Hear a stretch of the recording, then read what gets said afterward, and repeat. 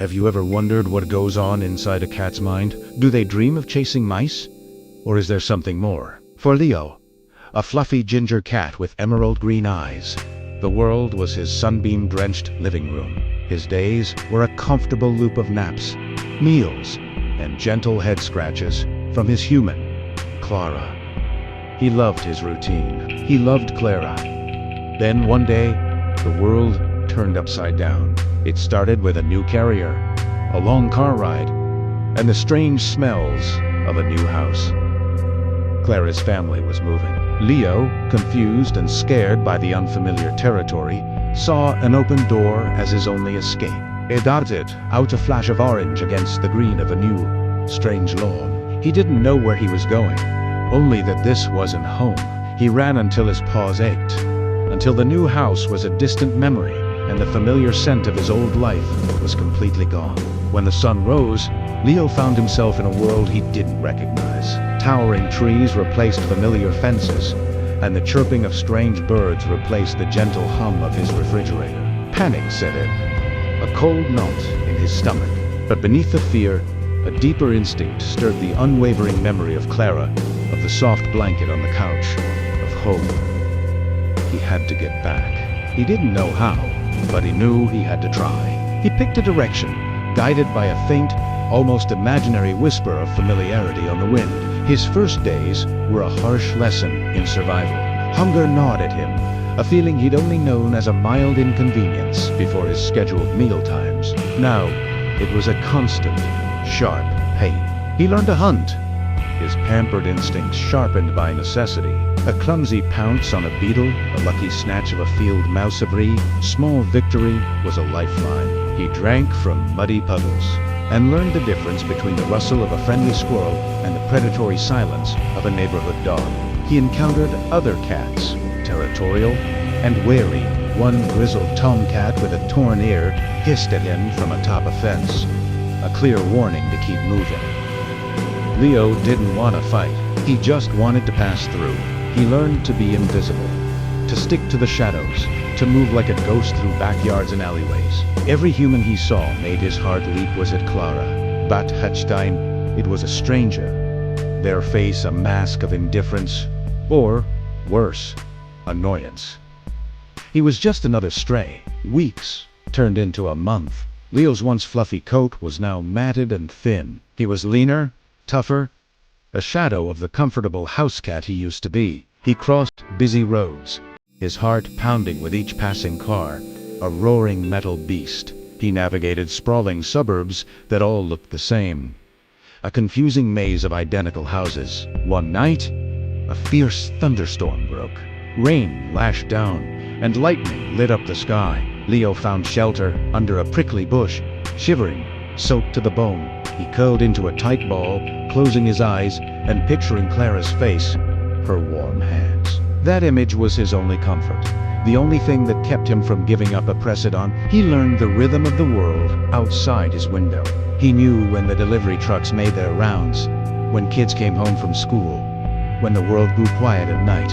He once found a half-eaten sandwich in a discarded bag, a feast that felt more luxurious than any gourmet cat food he'd ever had. He even had a strange, brief friendship with a lonely old dog who lived in a junkyard. The dog, chained to a post, would whine softly whenever Leo passed, and one day, Leo dared to get closer. He didn't offer food, just a quiet presence, and for a few days, they shared a silent companionship to lost souls in a vast world. But Leo knew he couldn't stay.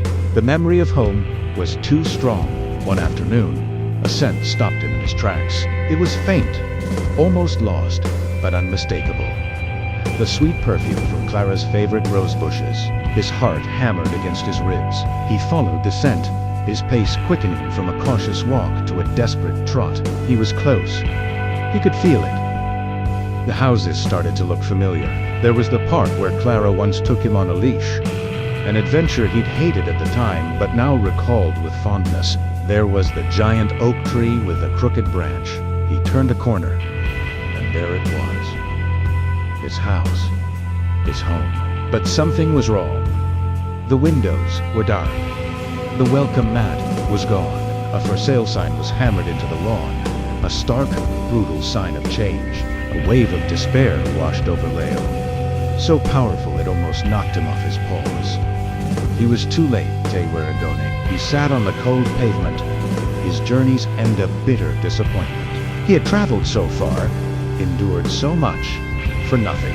He lay his head on his paws, the fight finally gone from him. He had no more strength, no more hope. As dusk settled, a car pulled into the driveway next door. An elderly woman got out, and her eyes fell on the forlorn ginger cat. She'd seen the moving trucks weeks ago and had felt sorry for the cat the family had to leave behind.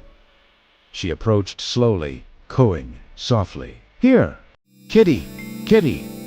You look hungry?" She placed a small bowl of water and some food on the ground.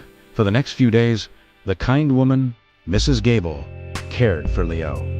He was safe, he was fed, but he wasn't home. He'd stared at his old house, a silent vigil for a life that was gone. Meanwhile, miles away, Clara was heartbroken. She had searched for Leo 4 days after he ran off, calling his name until her voice was hoarse. Her parents had insisted they had to leave, that Leo was probably fine and had found a new home. But Clara couldn't accept it. She posted lost cat flyers online, refreshing the page every day, hoping for a miracle.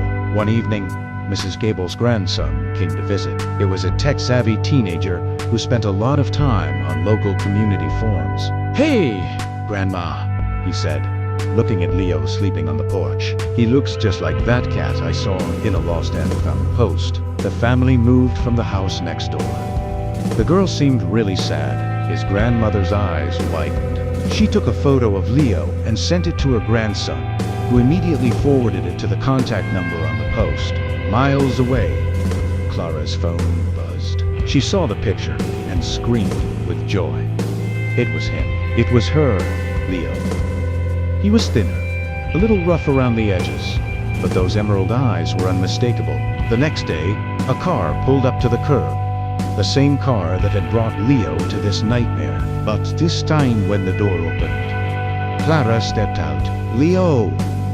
she cried. At the sound of her voice, Leoasa had shot up. The world, which had been gray and hopeless, burst into color. He scrambled to his paws and ran, not away, but toward her. He leaped into her arms, purring louder than a motor, burying his face in her shoulder. He was home. Home wasn't a building or a place on a map. Home was Clara.